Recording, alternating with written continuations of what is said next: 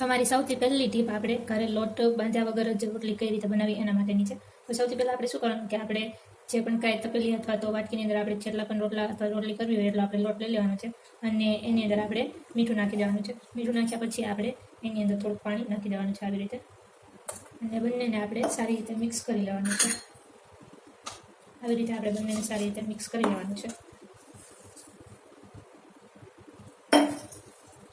તો આવી રીતે તમે લોટ બાંધ્યા વગર જ ઘરે રોટલી બનાવી શકો છો. તો આવી રીતે આપણે બંનેને સારી રીતે મિક્સ કરીને એક પેસ્ટ જેવું બનાવી લેવાનું છે સૌથી પહેલાં. પછી શું કરવાનું છે કે આપણે જે આ પેસ્ટ હોય છે એને આપણી જે તવી હોય છે એની ઉપર નાખવાની છે આવી રીતે તવી ઉપર આપણે જે આ પેસ્ટ હોય છે એને નાખી લેવાનું છે અને પછી આને આપણે આવી રીતે ગોળ ગોળ કરી લેવાનું છે.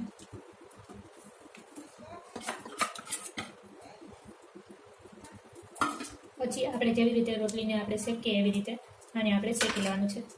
તો આવી રીતે આપણે ઘરે જ લોટ બાંધ્યા વગર રોટલી બનાવી શકીએ છીએ. તો જ્યારે પણ તમને હાથ ઉપર ક્યાંક લાગ્યું હોય અથવા તો તમારો હાથ ઉગતો હોય તો તમે આવી રીતે ઘરે જ લોટ બાંધ્યા વગર રોટલી બનાવી શકો છો. તો આજે મારી પહેલી ટીપ છે, તમને કેવી લાગી મને કોમેન્ટમાં જરૂરથી જણાવજો. આની પછીની ટીપ આપણે જોઈ લઈએ. તો સૌથી પહેલાં આપણે જે દૂધ હોય છે એને ગરમ કરી લેવાનું છે અને એની અંદરની જે પણ કાંઈ મલાઈ હોય છે એને આપણે એક વાટકીની અંદર નાખી લેવાની છે. આપણે એની જેટલી પણ કાંઈ મલાઈ હોય છે એને આવી રીતે વાટકીની અંદર કાઢી લેવાની છે સૌથી પહેલાં. અને આ જે મલાઈ છે એની અંદર આપણે થોડુંક એવું જે હળદર હોય છે હળદર થોડીક નાખી લેવાનું છે. પછી આપણે જે આ દૂધ અને હળદર છે એની અંદર આપણે કોલગેટ લેવાની છે. જે સફેદ કોલગેટ હોય છે એ કોલગેટ આપણે લેવાની છે અને એને આપણે આની અંદર નાખી લેવાની છે. પછી આ ત્રણેય વસ્તુને આપણે સારી રીતે મિક્સ કરી લેવાની છે. તો આ જે રેમેડી છે એનું આપણે શું કરવાનું છે કે ઘણા લોકો જે હોય છે એ ઉનાળામાં બહાર જઈને કામ કરતા હોય છે તો એ લોકોની જે સ્કિન હોય છે એકદમ ડાર્ક થઈ જાય છે. એ લોકોના હાથ પગ અને ફેસ જે હોય છે કાળું પડી જાય છે. તો એ લોકો જે છે એ આ જે રેમેડી છે એ લગાવીને ટ્રાય કરી શકે છે. તો આવી રીતે આપણે મલાઈ, દૂધ અને કોલગેટ ત્રણેય વસ્તુને મિક્સ કરીને હાથ ઉપર લગાવી દેવાની છે. અને પછી આ જે રેમેડી છે એ સુકાઈ જાય પછી આપણે જે હાથો છે એને ધોઈ લેવાનો છે. તો આવું કરવાથી શું થશે કે તમારા જે હાથ પગ અને ફેસ કાળા પડી ગયા હોય એની જે ચમક છે એ પાછી આવી જશે.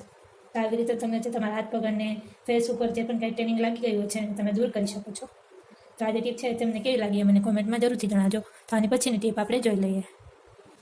તો સૌથી પહેલાં તો આપણે તપેલીમાં થોડુંક દૂધ લેવાનું છે.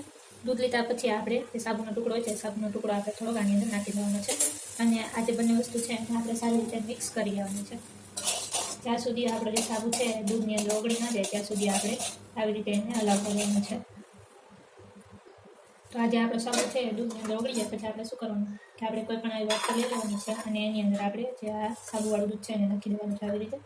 પછી આપણે જે આ વાટકી છે એને થોડી વાર ફ્રીજમાં મૂકી દેવાની અને પછી જે આ વાટકીની અંદર જે આપણે દૂધ અને સાબુને મિક્સ કરીને નાખ્યું છે એ ઠંડુ થઈ જાય પછી આપણે કાઢી લેવાનું છે. તો આ બંનેને મિક્સ કરીને શું થશે કે એક નવો સાબુ બની જશે.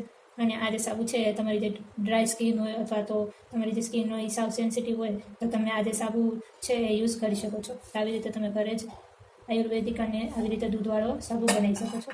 તો આ જે ટીપ છે તમને કેવી લાગી મને કોમેન્ટમાં જરૂરથી જણાવજો. પસંદ આવી હોય તો ચેનલને સબસ્ક્રાઈબ જરૂરથી કરતા દેજો. તો આની પછીની ટીપ આપણે જોઈ લઈએ. તમારી સૌથી છેલ્લી ટીપ આપણી જે લાકડાની પાટલીનું વેલણ હોય છે એના માટેની છે.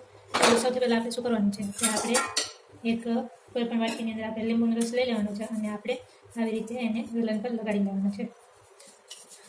એવી જ રીતે આપણે પાટલી ઉપર પણ આ જે લીંબુનો રસ છે એને લગાડી લેવાનો છે આવી રીતે. પછી આપણે શું કરવાનું છે કે આપણે આપણો જે ગેસ હોય છે એને ઓન કરી લેવાનો છે. તો ગેસને ઓન કર્યા પછી આપણે જે પાટલી હોય છે એની ઉપર ઊંધી વાળી દેવાની છે અને આવી રીતે આપણે ફેરવતું જવાનું છે. એવી જ રીતે આપણે જે વેલણ હોય છે એને પણ આવી રીતે ગેસની ઉપર રાખીને ફેરવતું જવાનું છે. તો આવું કરવાથી શું થશે કે આપણું જે પાટલી આપણી જે હોય છે અને આપણું જે વેલણ હોય છે એ ઘણી વખત એનું જે લાકડું હોય છે એ સડવા લાગે છે. તો આ જે લીંબુનો રસ છે એ લગાવવાથી શું થશે કે આપણું જે લાકડું હોય છે એ સડશે નહીં.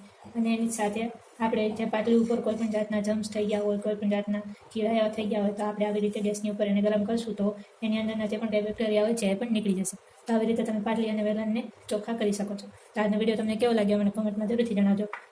અને આ વિડીયો તમને પસંદ આવ્યો તો ચેનલને સબસ્ક્રાઈબ જરૂરથી કરતા દેજો અને વિડીયોને એક લાઇક અને શેર જરૂરથી કરતા દેજો. તો કાલે પણ મળશું આવા અવનવી ટિપ્સ સાથે. તો જોતા રહેજો બ્લોગર દિવ્યાની.